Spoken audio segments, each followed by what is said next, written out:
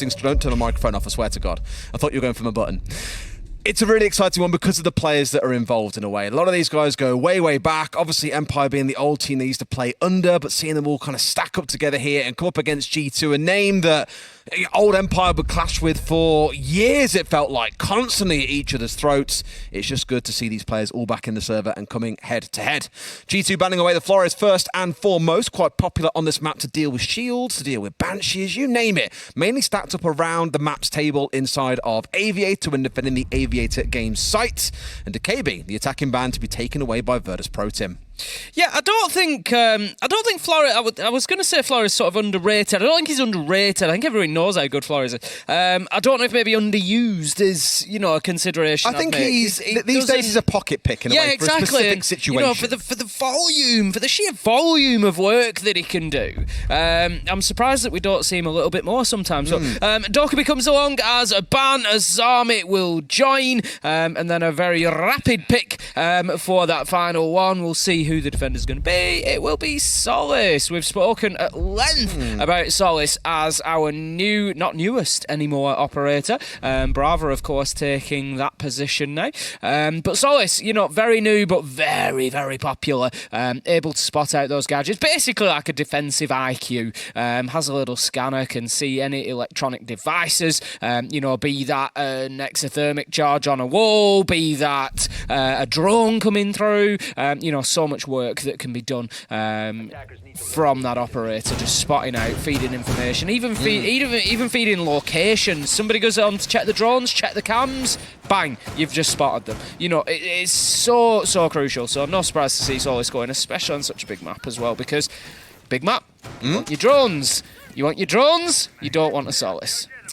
Doki did make the mistake of making it quite well known how much he loves playing Azami as well, so it being banned away by virtus.pro does feel like a target ban in towards him here in this first half. But here we go then, G2 defending the first site is Aviator and Games down towards the south side of that top floor. If you haven't watched too much Siege before, it does tend to be the primary site for most teams, meaning that's where they'll often start their defensive half and then look to rotate through Trophy and Statuary down to Dining and Kitchen. But it does feel over the last few months like we've seen a little bit of a change there, Tim, and we saw it yesterday between the two teams that play on this map. One of them in their second site did go towards Dining as the second go-to. Now, they didn't win it. No one actually really won as a defender on that site across the entire map. So it tells you why it's often seen as the tertiary, though teams are experimenting with it being the secondary site over Trophy and Statuary that I am very sure we will see in either the second or third round coming on through.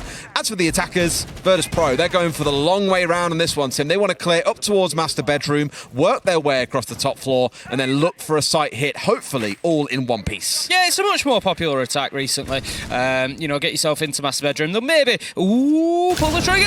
There you go. Benja's going to pick up that opener onto Joystick and then finds a second onto Dan. Absolutely beautiful opener from a Benja that was actually a little bit quiet yesterday, but comes out and absolutely smashes the start of this. But then virtus.pro, they've got answers. There's a couple of kills coming in. Shepard and Pasha finding those, and it brings us to a 3 versus 2. G2 still have the advantage, and a big advantage really with Benja underneath. Doesn't have the nitro anymore, but the question is, which staircase is he going to appear from? 5 drones though. They should have those staircases locked down, in fairness. I would expect there to be flank drones in place, at least for Astro and Red Stairs. I do want to touch on that first kill out of Benja, the C4. I commented on it yesterday. Oh. I mean, why rush? You can't rush perfection. And G2 are certainly in no rush to close things out there. Benja especially, a 3k in the round. But again, coming back to his first kill, at SI, he had 30 explosive kills. He was very good with nades, very good with C4s. Second place to him was Foxay with just 15. That's how far clear Benja was with these explosive kills. And he started one off in this series. Colour me surprised him. Yeah, he's done very well there. You got to be careful with those sometimes. A little bit of flair from Benja, but I'm gonna be the voice of caution on that one. We have seen it once or twice before, where players will sit and watch somebody on a drone, and as they come out of it, that animation is a bit quicker or a little bit unexpected, and they miss the shots and end up losing. This shot. We've seen it before, but.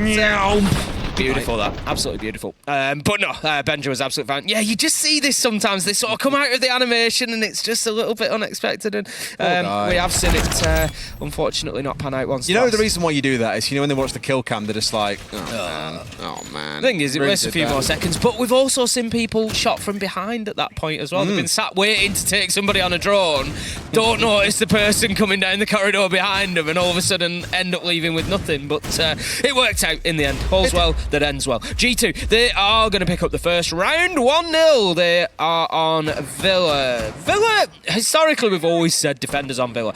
We have seen that change a little bit as Villa's got older. It's an interesting observation overall that actually I think SR is one of our closest in terms of attack and defender win rates across all maps in the pool. I think there's other things that have happened within the game that have brought attackers closer to the mark, and then Villa is an older map. As the maps get older, they get figured out more, basically. You attack onto a site 10 times, you're not going to be as good as when you've attacked onto it 100 times.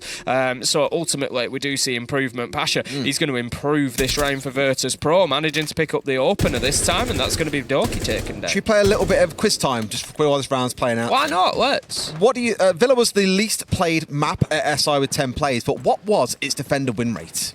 Defender win rate for Villa at SI, what do you think? I think was probably actually about 46%. Oh, really? No, you are wrong. It is 53%. Oh, okay. What do you think was the most... it was close. I thought it maybe the only map below 50%, you can guess which one it is in the pool. I think you've put a pretty fair guess based on how these maps play out. Border? Correct. Yeah. 49%. Which one do you think was the most defender-sided? The most defender-sided map. I would expect maybe something like maybe a clubhouse. Skyscraper. Joint second place, though, 59% was Oregon and Theme Park, so some nice surprises. Theme Park surprises me there. Theme Park sprang to mind, and then I thought, no, the Club is close. Club is 56%, so you are close. I knew Club would be a good defender. The sheer fact we have a 12% point difference between lowest and highest win rate is really impressive balance for the maps at the minute in the pool. I remember back in the day of Coastline being like 37% or something stupid, so it is nice to see the change. It is, and...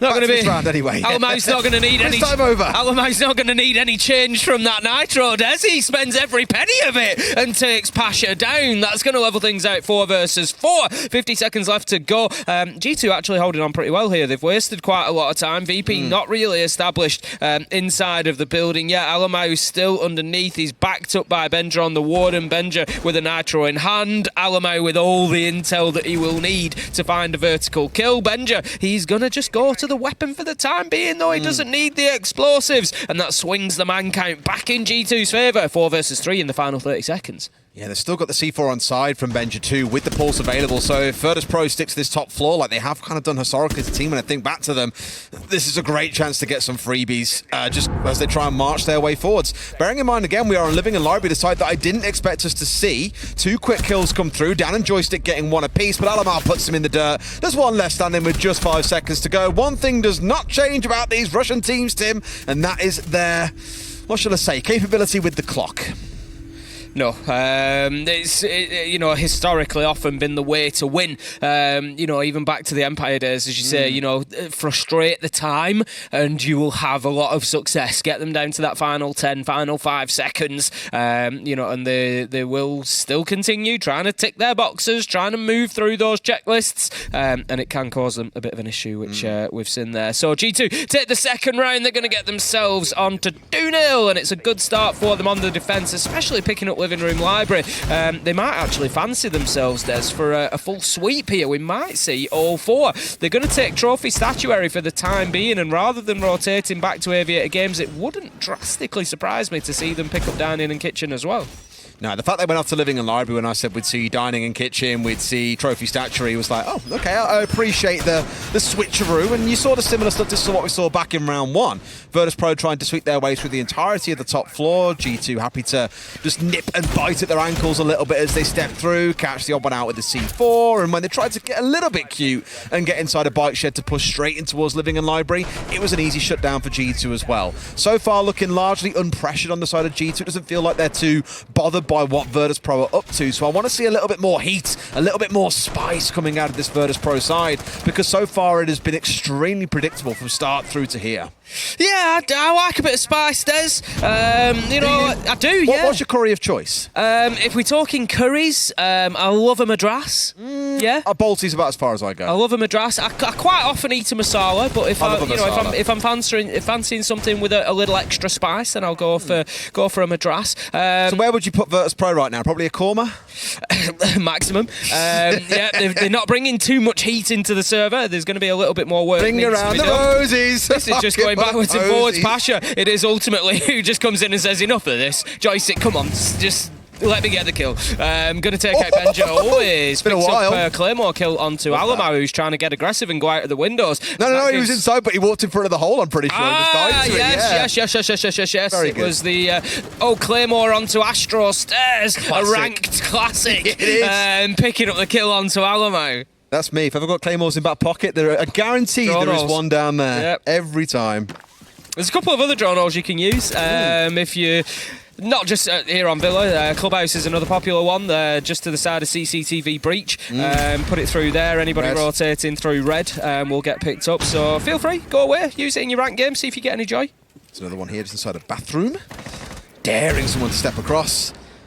And here you can see the work is coming in through this master side. They really want to get this triple wall opened up, but G2 aren't giving them too much room for it at the moment. Still, again, locking them inside a master. We're down to 1 minute and 15 left. They've got the numbers advantage still, but they've got to make something happen. This looks a little bit more pacey. They're into him. They've spotted a gap, but they've just marched on forward. Always has cleaned up to Dan the third. And finally, Virtus Pro get on the board. And what I love there, Tim, is again, they saw an opportunity and they said, right, every single player in the site right now, and they get the round cleanly. I was just about to say, literally as that happened, I was a little bit concerned. G2 actually did it in the prior round. I commented on Alamo and Benja downstairs on the Pulse and Warden playing together, and it's something that G2 were trying to do again there. They had Blur downstairs, they had a heavy downstairs presence, they're trying to play with a lot of verticality, and Virtus Pro recognised that, and as you say, quite rightly, we're like, right, we're not messing about, 3, 2, 1, in we go, and then all they've got to do is watch staircases. There's a lot less work for them to do. Obviously, you've got to think about your nitros, you've got to think about those angles they might have opened up.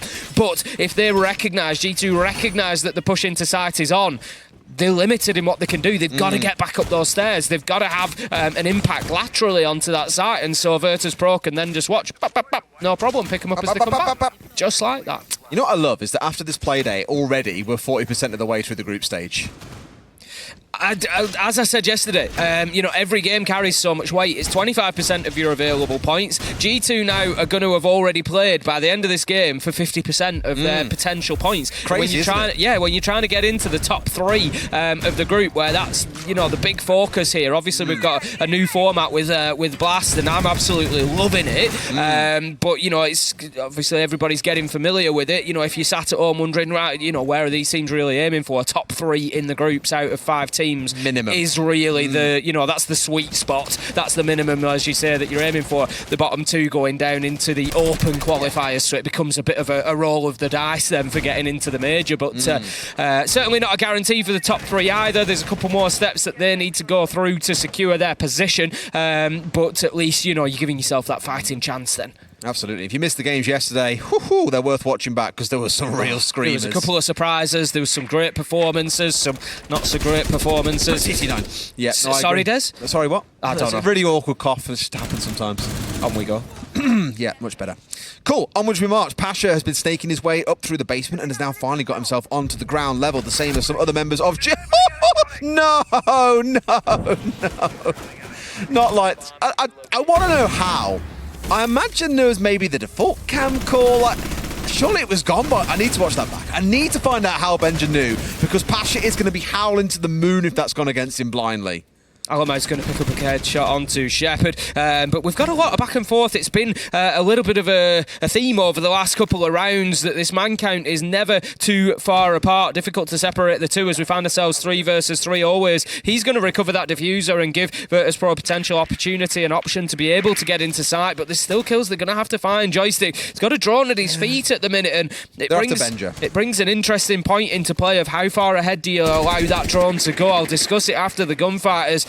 Seen its end, Benja's just going to hold them back for the time being. They know roughly that he's somewhere in living room and library, but they don't want to overcommit to this. And as Joystick moves in, I don't think he's considering the little closet that's in the back there. They think he's gone. I mean, Dan's still searching for him, but has absolutely no idea. That's a problem. And Benja can hear these going around behind him. The problem is now, because Benja's trapped away inside of mud, there's only one player holding around on site, and that is Alamau, as 3 players potentially start to bear down on him. So Benja has to be the backstab king here. He's got to go big for his team. Otherwise, we're staring down the barrel of a 2-2 scoreline. Time for Benja to move back! No! I think they just found out that Benja's still downstairs. He picks a kill up onto always, but he's going to have to move back up red stairs. And virtus.pro are going to be aware of that. But with 25 seconds left to go, their opportunity to hold that down is going to be limited. We see Alamau forced back into Vault. There's an opportunity. Joystick gets in here. He can start putting this diffuser down. And Dan, he's just holding Alamau in place. Alamau struggling to get out, but no, that's an important fight to win. Benja comes up the red stairs, picks up the kill onto Joystick, and G2 really had to scrap for that round, but they got it done, got it over the line. It's one of those where when the hunt for Benja begins at about 1 minute 30 seconds left on the clock, it's telling you the concerning point for virtus.pro in that round already. I clocked it in the first 2.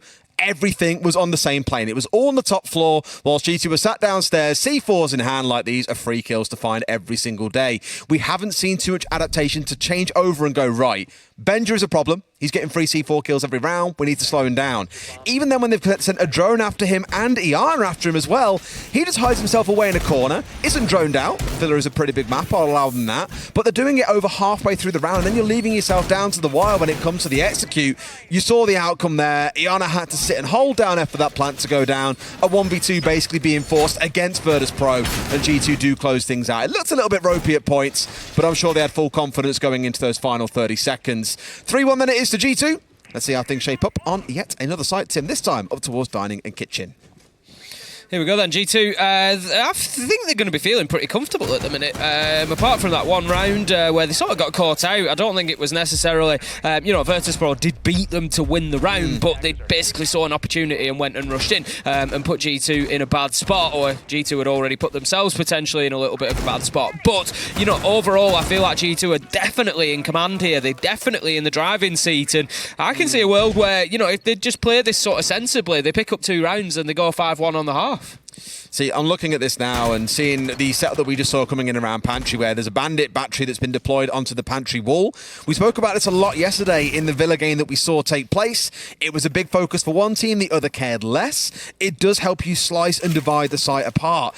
And knowing that you've been walking into C4s constantly, I don't overly blame Pasha here for picking up the IQ and looking to do a little bit of work with that. No doubt it's mainly picked out more for the Valkyrie and the Black Eyes that will be scattered around the building, insisting G2 in getting more C4 kills with 3 of them sat in back pocket. But it does also help you keep an eye out for those fishermen from below, Benja especially, who normally is looking for it. This round no C4 though. That responsibility comes down to Virtue, Alamau and Blur.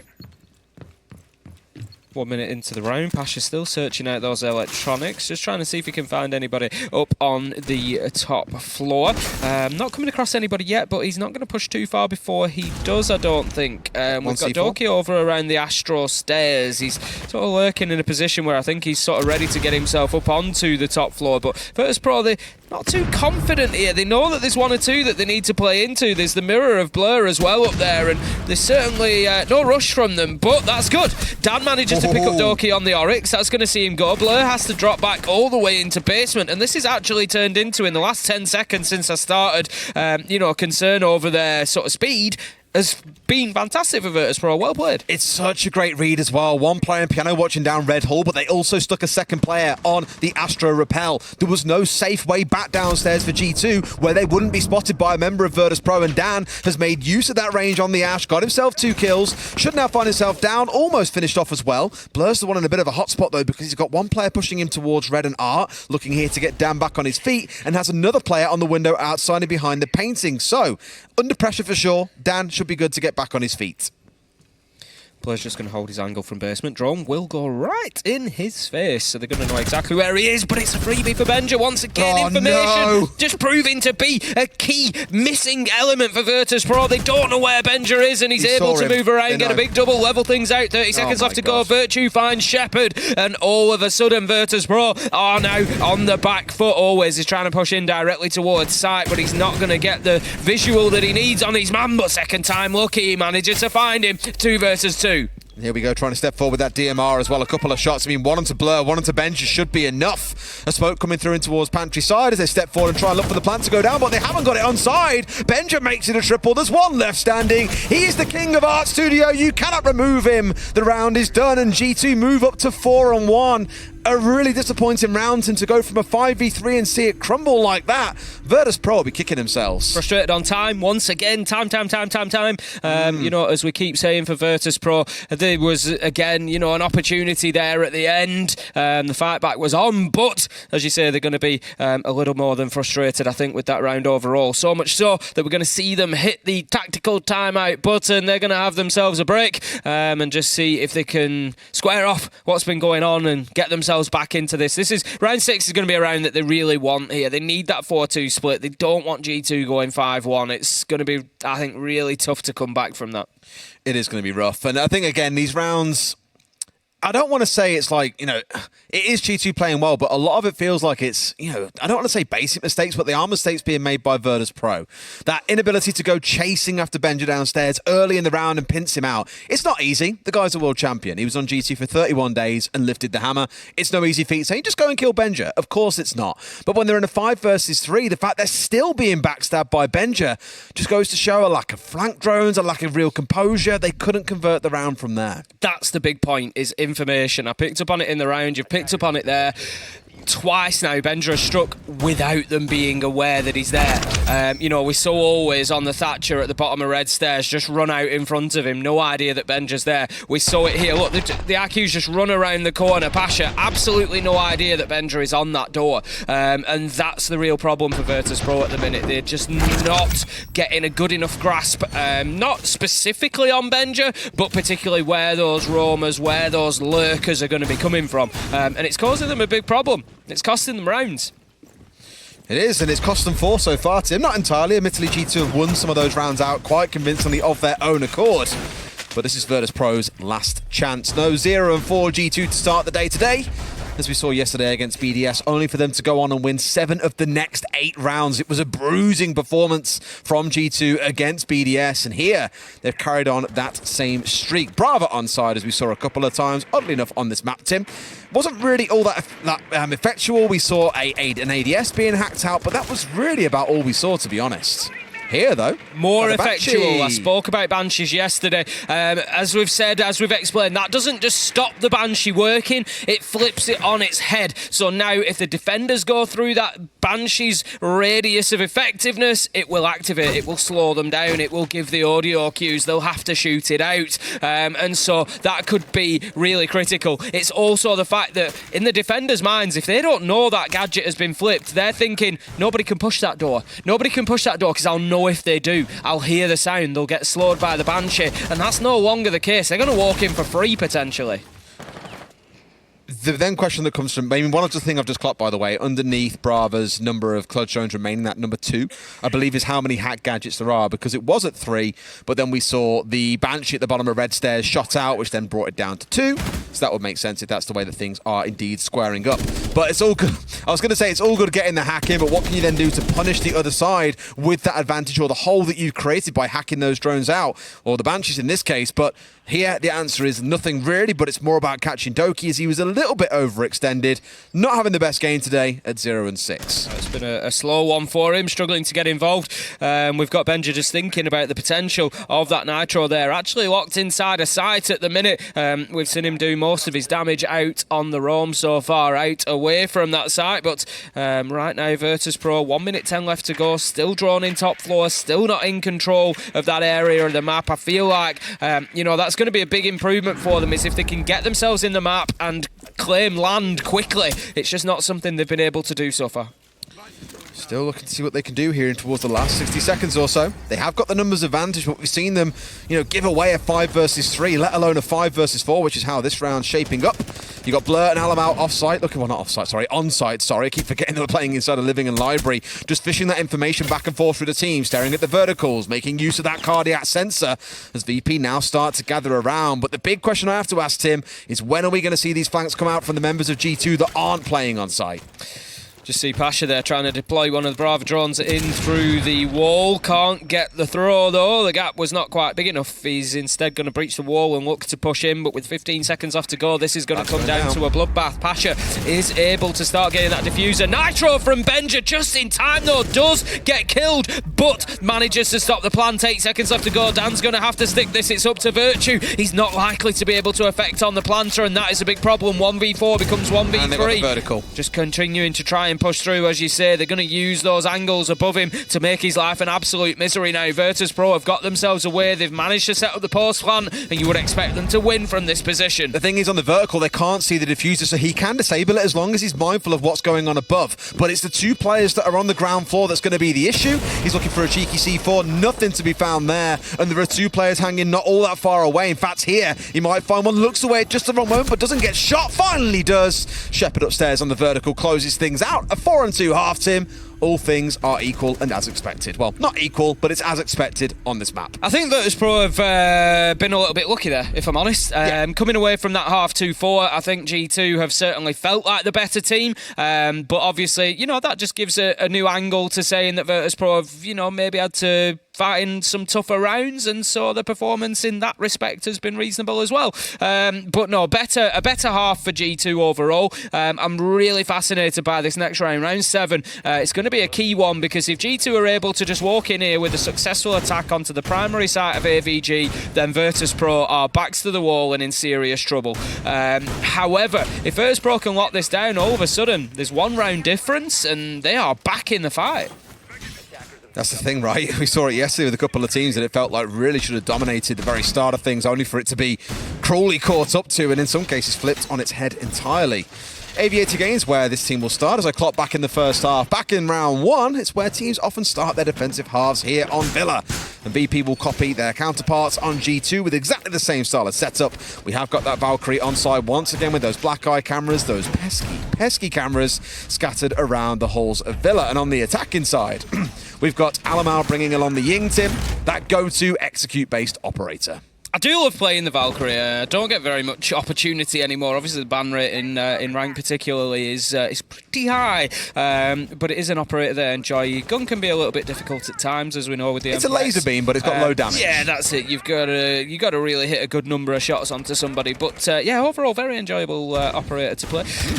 But we head into a point where G2 are now trying to get themselves inside of the map. The droning sort of continues. Benja is on there just trying to gather a little bit of sort of final information. Blur's having a little bit of a look, but G2, they're in position now, and it's time to get themselves moving. First job, clear joystick out of Master. But have they spotted Dan downstairs? Do they have a plan to deal with him? The plan for Dan, Tim. That's what they're looking for. Joystick being forced away. I don't think the triple wall got opened up, or did it? I think in the end it did. I know 1 got caught. Yes, it did in the end. They're very good. So they had 1 that got caught out by a mine magnet, not quite getting the drone in place, but for now have managed to march their way onwards. Virtue applying just enough pressure to make him step away. 1 Stelm was still in back pocket, and Dan has now kind of taken his old position, has stepped back up here onto top floor inside a trophy, working his way down towards red corridor, I imagine, and back towards sight. With 2 players of G2, both Benja and Doki, both with grenades in hand, looking to work their way here up the stairs. Up they march, and Pasha very sensibly darts away, looking to dodge away from those Jin Candelas, but a well-placed nade over the top, not quite going to catch his man. Just had no cook to it, Tim. It was raw. It does manage to get the shield out, though, and that might give them an opportunity to get themselves up the main stairs in the next 30 seconds or so. Dan hasn't been dealt with over on the Master side yet, though. Certainly one to watch later in the round. Could have a big impact as the push continues onto main stairs. Pasha with an important kill, shutting down Doki, and that is going to keep them in control of that key area, and that is big from Pasha. G2 have had 2 swings at the bat there as well to try and make this work with both Doki and Benja. That smoke just doing wonderful work to force them back, but also a little bit of friendly flashing as well. Benja was completely white screen, couldn't push forward along with Doki. It feels like we're going to see virtus.pro hold on here unless Alamau can contribute to a real break forward. Up goes the smoke, runs up and finds a man completely blind. But what else can he find? Because G2 only have 35 seconds to work with. Great use of the smokes, it's fair to say, from Shepard as well. We know how much experience he's got within this game, and he's really showing it there. Burnt out, critical moments every time they tried to push, not throwing them out just sort of whenever fancied. He was waiting for those moments, and he's just judged that fantastically, leaving us now 3 versus 4, 15 seconds. RG2 going to suffer the same problems. I don't think they've dealt with Dan. I said about a minute ago that they hadn't picked him up and he could have a big impact, and there is the impact. They're going to have to try and throw this diffuser down on the ground, but it's going to be too little too late, as it's now a 1v3 Blair with no option but to try and fight. And that's going to see the round go to virtus.pro, and that brings us to a 3-4 on the scoreboard. Almost feeling like it's out of nowhere. It's a really good defense of the main stairs. I know we touched on it throughout the round, but you mentioned it, the use of Shepard's gas canisters, Pasha dancing in and out of the yin candelas as they came through. When he heard one coming out, straight up the top of the stairs, as far away as he could be from the candelas ringing through. And G2 tried 2, 3 times to force their way up main stairs, but 1, found themselves a little bit short on each push, and 2, running down onto a dwindling amount of utility to make use for that push. And you saw them pay the price for that. Really good defense from virtus.pro. G2 probably need to commit a little bit harder towards one of these pushes if they really want to make them work. Yeah, I think there's an element there of G2 maybe banging their head against the wall. They didn't manage to get themselves up main stairs, and there was no rotation really, no adaptation. We had Benja try to move up red stairs towards the end of the round, but he was going into an area that at that point hadn't been droned in probably 2 minutes. Dan had been able to slip through the net and get himself into that position, so it was very easily dealt with for virtus.pro. And I just feel like G2 maybe could have made a call at a point to say, you know what, main stairs isn't happening, we're not getting up there. Pasha and Shepard have got it on lock. Do we need a rotate? Do we need to switch off here? Do we need to adapt? It's not the end of the world for the first attempt. They did have a couple of rounds to spare, but I wouldn't like to see them continue doing that going forward. Maybe a little bit more of adaptability just brought in would be good. I thought for a second there they were thinking about another main stairs push, but it's more just a passing drone on the way through library. Benja, as I mentioned a couple of times, both at SI and here in this game, loves playing around Art Studio down towards the bottom of red, out towards library, you name it, that's his domain. So it only makes sense on the attacking side that he knows all the rat spots, all the places to hide away, and wants to make sure they can force these players away from that position. Here we go though once again from long range. Doki this time round taking up the mantle of playing the ace. 0 and 7. Want to see him activated and turned on, but with a little bit of assist from Virtue with the Thatcher on side, they have got the triple wall opened up, so can see inside of sight and slightly push these members back, but in comes the march. Doki finding one, instantly responded though by Shepard. It's been good early progress from G2. Time was something that we picked up on last time around. They were a little bit late. They spent too long trying to get up main stairs. They've gone in there. They've got things done quickly. Look at this. We're only a minute 15 into the round. They've got themselves 3 kills. They've got triple wall open. They're starting to sort of walk into sight. Alamau manages to find his shots onto Shepard before the Capcan traps find him, but it's all up to Dan. 1 versus 1 now, effectively. He's got one down on the floor, but smart move from Blur. He's going to put the Claymore down, just cover his flank and give him an opportunity to get his man back on his feet, bringing it back to the full 2v1. I like this from Dan as well, a hard rotate away, but just concede a lot of ground in this case, and this is a great, I was about to say, it was a great place to plant coming out from G2. They'll try and go for it, not that it's required, as Benja has got the cross, and G2 will win their first attacking round, Tim. They're just in a position now of trying to keep their nose in front. That's the key here, is now not letting virtus.pro catch up and level the scoreline. They've got themselves an attack there, really, really important. It just gets them moving again. Virtus.pro had a few rounds in a row, and you start feeling as G2, we've moved on to the attack. Is this going to be a tough second half for us? But that's going to give them a lot of confidence. It was an interesting one to see that Alamau was able to beat the explosives of the Capcan as well. Got in, he got his kill, he found Shepard, but you can't beat those explosions for too long. It's like the Claymore, small trigger time on them as well, so if you are quick, you can get away with those quick couple of shots, but your life is basically forfeit at that point as well. Still, G2 pull it over the finish line. Up to 5 and 3 they go. virtus.pro following a much more, air quotes, normal rotation of sites here as well. I've gone through the two top sites. Now find themselves in the off site of dining and kitchen. It's going to be top floor control that G2 are looking for. Pretty much the same as last time, so I sort of fancy G2 for this round because, as I commented, within the first 30 seconds, they had that triple wall open. That's really weird, Tim, because yesterday I almost remember you saying that you fancied virtus.pro. Weird. No, I mean, I've just specifically said for this round, which I think you've missed Des as well, but also said that I was excited by the prospect of virtus.pro being back. Not that high expectations. You thought they were going to win, Our prediction for today was G2. Check the Twitter. It's all there. Turncoat.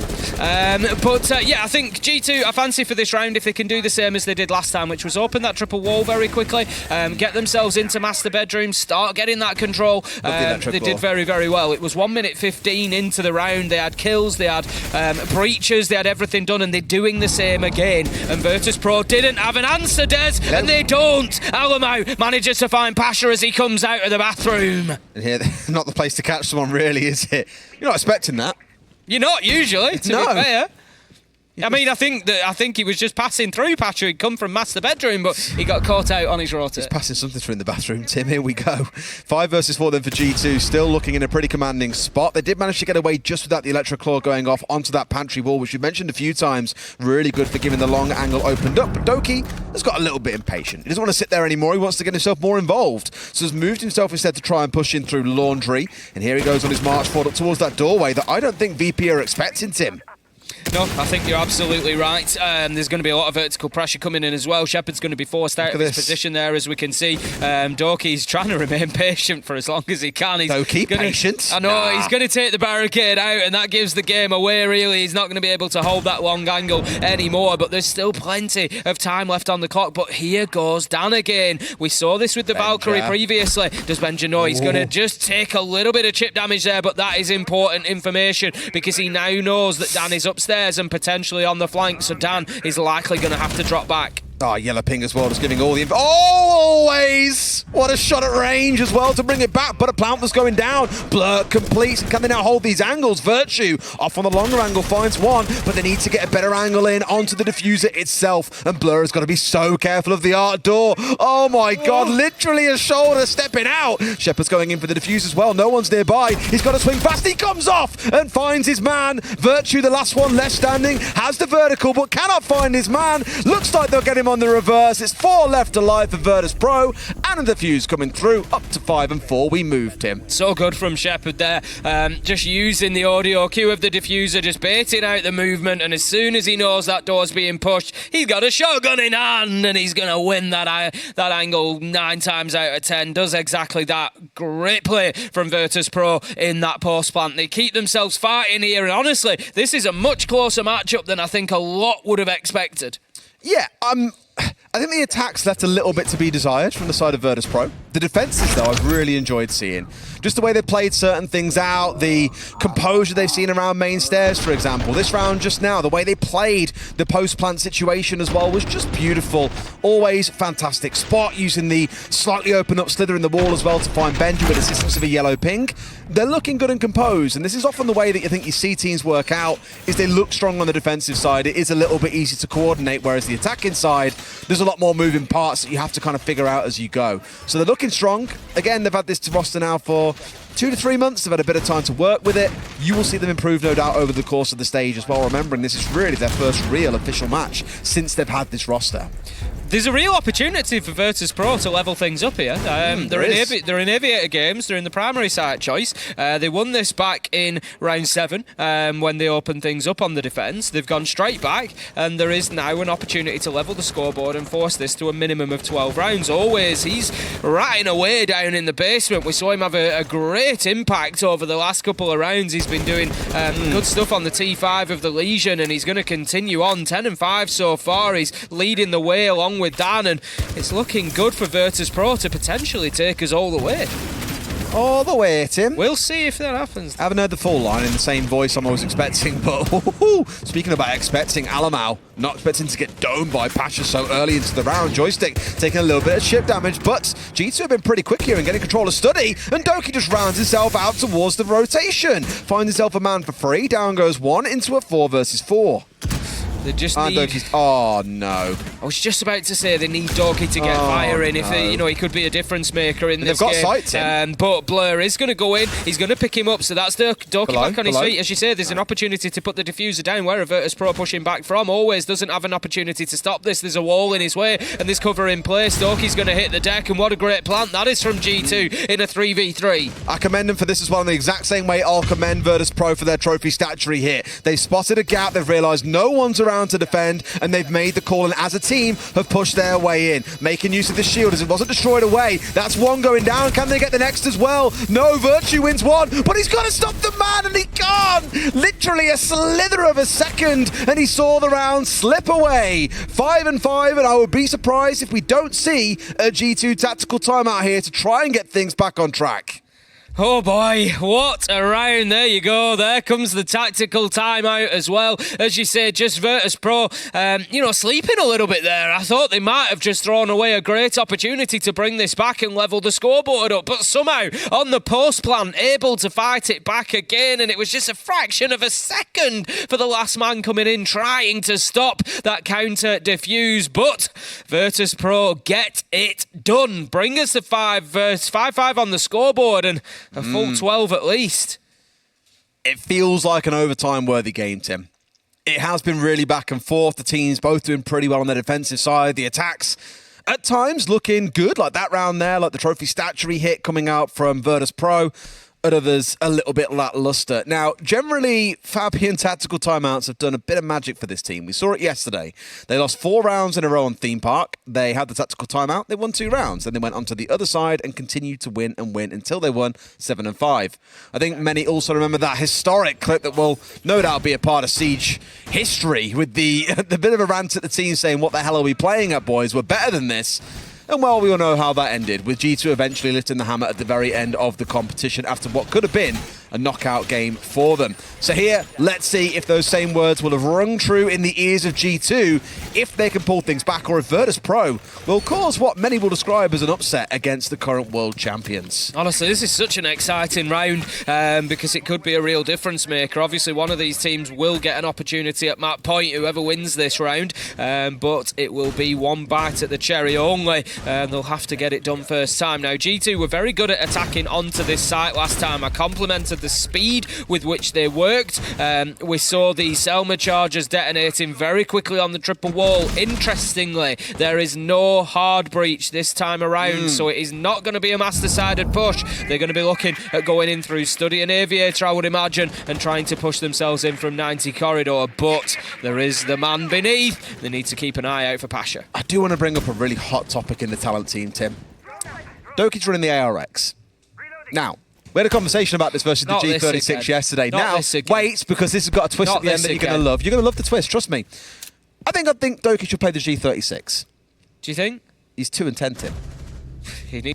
He needs something. Dan is going to pick up a kill onto Alamo to start things off, and that is not good for G2. Puts them seriously on the back foot there. Look at how many nades they've got, by the way. 6 on side that they need to be sending skyward.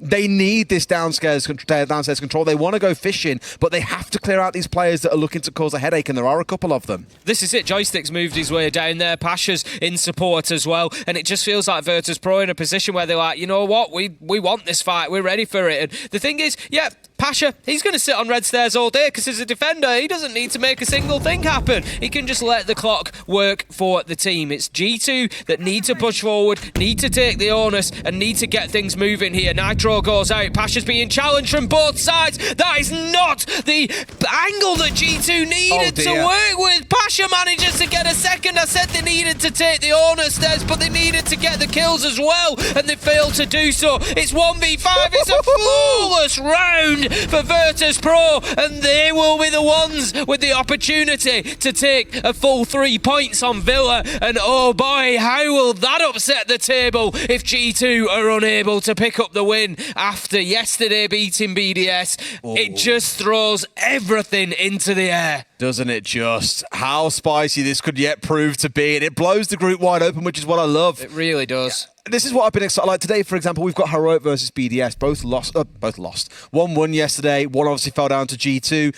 It's gonna start forming real triangles of teams beating teams but losing to others. If And virtus.pro win it's this, a classic real showdown in a group stage. I love it. virtus.pro win here, BDS beat Heroic, you're in a situation where you've got 4 teams on 3 points.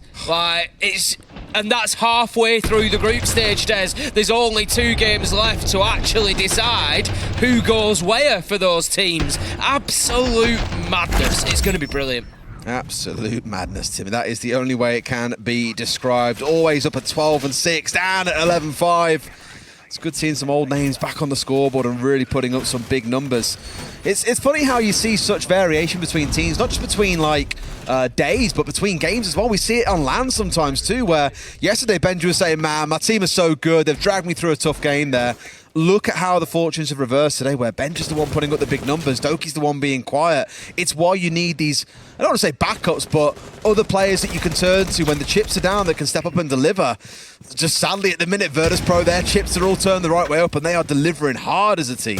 Yeah, I just feel like G2, they've lost a little bit of momentum as well as this game's gone on. Obviously, virtus.pro now in a position to win it. I'm not sure they're going to need more than one chance, Des. G2, you know, what better time to get a flawless round for virtus.pro than round 11 coming straight into after a timeout. number 12. Exactly that. It's just absolutely perfect from them, and I don't know if maybe the wind has just been really knocked out of G2 there. I did wonder for a second if that was a knock reference, but she's not in the round. Wasn't. Whenever I heard you say anything even loosely related though. to knock, I'm just like, hang on a minute. Is there a knock? It for future. It's up there now. It's saved in the back case, mate. It's ready. For now, you're looking towards maybe on the defensive side, those C4s. We had the same from G2 back in the first half when they were running 3 C4s on this site. Just looking to go fishing from below. Seems to be much the same, but we've got a couple of players of G2 looking to brute force their way in here. Candela's coming over the top. This is an early execute, but Doki is full white screen and can't really do much about it. Joystick also a similar one, though, as more things come flying over, but no plant going down just yet, Tim. That manages to pick up Virtue as an opening kill, as you say. I don't think the opportunity, the space is there for G2 to put this case down. Shepard finds Alamo. Doki with the trade, 3 versus 3. Always on the backstab, manages to take a chip at Doki, can't find his man though, and Doki does more damage inside of site. 2 versus 2 now as the battle continues. Look at this, it's just getting down to one of those tense little angles. Benja's doing everything he can to try and support Doki here, who is inside of site. He needs to find his men. This is getting dangerous for G2, but Benja gets himself inside of the map. He knew that he needed to be in that space outside of the window, wasn't cutting it, and a big double Des. We're going to overtime. I've waited to hear those words, Tim. We said a few rounds ago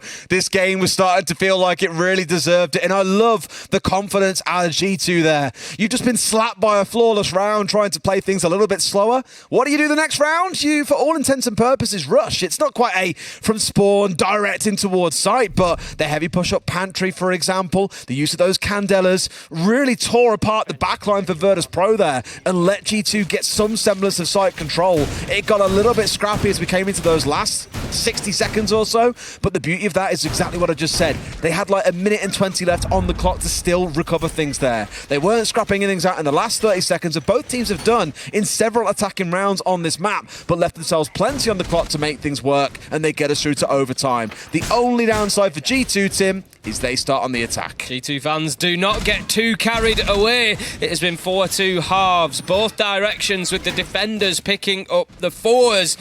We do sometimes see those fates reversed in overtime, but it's going to need a big reversal here. One thing that I will guarantee everybody watching is an exciting, enjoyable and explosive finish, because that is how this game has gone on from start to finish, and you just feel like, to be honest, I think it's the best game we've maybe seen so far over the 2 play days. It's been absolutely fantastic, a little bit unexpected, but nothing to separate these two. I think in terms of, I mean, it's the only game that's gone to overtime, so yeah, it's definitely been the closest game that we've had so far across the 2 days, and It's building up to one of those that you might look back on at the end of the group stage and go, man, if only X team had beat Y team, insert either on either side of that equation, they could have made it to a major, they could have done whatever it requires. That's how tight it is, though, like we keep on saying in these group stages. Alamo, you're going to have to take another shot if you want to go through there. He will do, just making sure that he wasn't going to be challenged. He's going in on the Jackal, so that should help him just to ascertain whether anybody has been playing down in that basement or not. Once again, trying to use these vertical nades, G2, but they haven't had any joy with them as of yet. They could really do with, if you're going to commit to going underneath, using that utility, you got to squeeze every little bit of value out of it, and it's not something they've managed to do so far. When you're committing to bring in 6 like they've done in previous rounds, you really want to make that vertical play work, but just haven't been able to get it working for them in the way that it has done in previous games. virtus.pro just seeming almost a little bit wiser to the antics of players like Benja. I kept on mentioning the explosive kill stats that he got at SI, 30 to second place is 15. They know what G2's game plan is, and they've played around it super well so far. Yeah, Doki's going to head underneath as well. He has nades in pocket, 3 remaining between the two of them, but once again, always with the T5 of Legion is down in the basement. We've seen the backstab work before. He's on his way. I'm not sure that Alamo's aware. I don't think they've picked up any footprints at any point, and always manages to get himself up into kitchen just as Joystick finds the Jackal, and that is going to really hurt G2's opportunity to be able to pick up on the flank. Benja misses one from underneath. Always, he's still roaming. He's still dangerous, Des. It's in a spot if they can do enough damage, though, because although they've managed to get themselves back and still leave it as a 5 versus 4, I think even with always off-site, you won't feel too beat up because Benja is the one trying to sniff him out. He's got no idea where he is. If always pulls the trigger at the right time here, this can be massive damage, as Benja, has been the big player that's been carrying his team through some really tough rounds, sat at 14 and 8. Heck, how about you get Doki at the same time? Sees the Yana, and there's Benja in for the follow. A great bait coming out and a good bit of teamwork coming out of the 2 entries. But look at the clock at the top of your screen. We're down to 30 seconds. Always has just wasted 2.5 minutes. Couldn't get any kills along with it. There's the and down. That might be the problem. But Virtue, big kill onto Pasha, leaving us now effectively a 4v2. But G2 need to go, Des. But it's I'm looking downstairs as well. There's a C4 in back pocket. They get this in the wrong spot. It's rounded and dusted. They've got Dan on the downstairs. A C4 in pocket. He pulls it out, but Doki can recover it. Did Dan go a bit too soon? Arguably, because now he's got to pull back a 1v2. So difficult to judge that sort of timing, Dan. He moves back into side. No. He gets one. Surely not the second. He hits shots onto Doki. He has to flip to the pistol. It's going to be the Deagle. Can he find his man? It's just a little bit of ring around the roses now. Either side of that reinforcement, neither wants to overcommit here. The red ping's coming out constantly onto Doki. Oh my God. He's going to take a lot of damage as he tries to find it. There's the one tap to finish it as Dan successfully secures a 1v2 post-plant clutch. And just when it looked like he might have thrown it away with a preemptive C4, he pulls out the 1v2 on the upstairs as well. Oh, it's so sweet to see plays like that come off, and virtus.pro will be, I was going to say they'll be ecstatic. They look anything but ecstatic. I think at this point, they're in too deep. This game is seriously tense. It's gone to overtime. Dan's like, that's another round. They know there's a lot of work to be done yet, I think, is the looks on the faces that you see in there. Oh, G2 will be kicking themselves as well, a 4v2. Yeah, I know our player was down and kind of technically a 4v3 whilst he's still alive and able to get res, but it was a 4v2 and they still managed to give it away. It's going to be such a kicker for the G2 side. And here was that C4 that I honestly thought maybe you hold on a second or two more, you get away with it, and Doki hasn't got time to recover. But I understand the decision by the same stroke. You don't know how much longer is left on that plan. You'd rather just pull the trigger and get the player off it straight away. But for Dan to win this one out against Doki, 14 and 6 moves up to 15 and 6 with that kill as well. He's really giving Benja a run for his money. Dan is back. What a finish to the round. As you say, the judgment on the diffuser is it's basically impossible because you don't know how long it's been going down for. You're looking at the clock at the top of your screen, like you said, do I go now, do I not, is it too soon? But Dan's played that fantastically overall. And that final 1v2, absolutely unbelievable. virtus.pro in a position to win this. They do manage to secure the first defense. They're going to have an opportunity at the attack here, but I think they're going to be feeling pretty confident now at taking the 2 points. The thing is, G2 were in a spot to win that round, and they won the previous attack as well. So I'm looking at it and thinking, G2 have built-in confidence on the attacking side as well. If this goes to the 15th round, I don't know which way I honestly think it can go. It'll be on an offsite, for example, for virtus.pro as well. That's one other thing to consider. So God knows which way it goes if we get there. That is, of course, assuming that virtus.pro don't just win an attack of their own here and now and see this done and dusted in 14. Pasha just breaching down into basement just to allow some access in through there. They're going to be heading up to the top floor. It is Aviator Games for G2. They just wanted to make sure that they are clearing throughout. Big thing I like straight away there. Think about the previous attacking rounds we saw from virtus.pro back in the first half. They all started on the upstairs. They swept their way across. They got C4'd out by Benja. No real contest coming through until later in the round. Here they've gone straight in towards basement, opened up pantry stairs, and have gotten on the ground floor. Joystick's gone sniffing. He's found the man he's after. Benja is offline. You could not ask for a better start as virtus.pro. That's exactly what they wanted, managing to pick up, and that gives them more time now. It gives them a little bit more flexibility. They know that they've got a lot of the map cleared out, if not all of it, so they can start focusing towards site already at the minute 30 mark, and that's part of the problem that virtus.pro have had before. They're still conscious of those Astro stairs. There is Alamo sort of lurking around the red stairs, but that's about as far as G2 extend now. So as soon as virtus.pro are confident about that, and I want to see them gain that confidence quickly, that there is nobody else downstairs, no further problems to be created, they can focus on site and they're not having those timing troubles. I'm sniffing here for a kill as well. He knows the man's there, but can't quite find him. At the same time, Doki goes down just behind him. That means his reinforcements are cut off from the back here, and he has to take a few steps back. One thing really quickly, by the way, we've talked a lot about these big kill players, but I've got to say, what a delight it is to see Shepard back in the game. Just everything he does just seems so calculated, cool, composed. Where he moves, where he's droning, everything just looks so smart. In comes Joystick, down goes Virtue. This looks to be over in 14, Tim.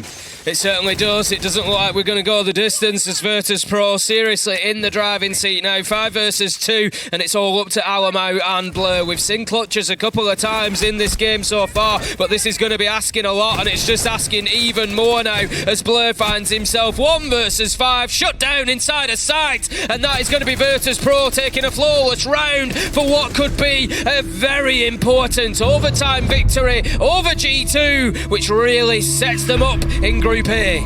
This group suddenly just got, it already was, but now it's even more exciting than it looked on paper. If virtus.pro can be the first team to hand the world champions a defeat, what comes next? And Tim, you really should have stuck with your expectations.